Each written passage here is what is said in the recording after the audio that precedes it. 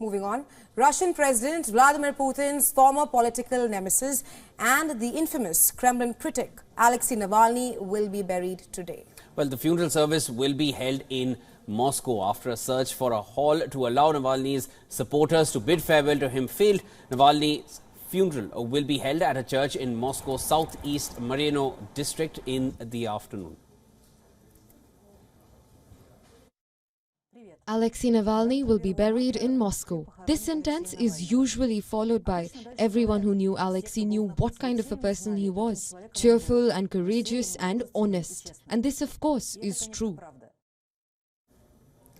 According to Navalny's allies, drivers are refusing to take his body from the morgue to the funeral site.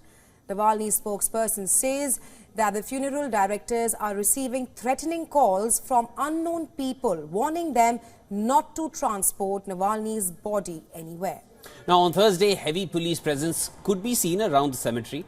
Civilians also passed by the area with caution due to fear of reprisals.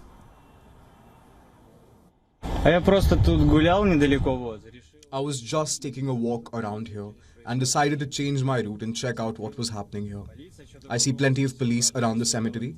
It's rather strange. I've never seen such a thing. It's unusual. It's like they are on edge. Yes, this is why I decided to see.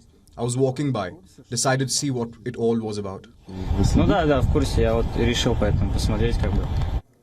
While details regarding the funeral and how many mourners will be allowed to attend are still unclear, there has been no comment from the authorities on how the funeral service will be managed. Russia's opposition leader and Putin's harshest critic, Alexei Navalny, died on February 16th in a remote Arctic penal colony. He died in one of Russia's harshest penal facilities. Russian authorities haven't announced the cause of his death at age 47, but many Western leaders have already blamed it on the Russian president. Remember, Russian authorities initially refused to hand Navalny's body over to his mother, Lyudmila, but finally relented 8 days after his death. Now, on the other hand, European Parliament has adopted a resolution against political oppression in Russia and the death of Russian opposition leader Alexei Navalny.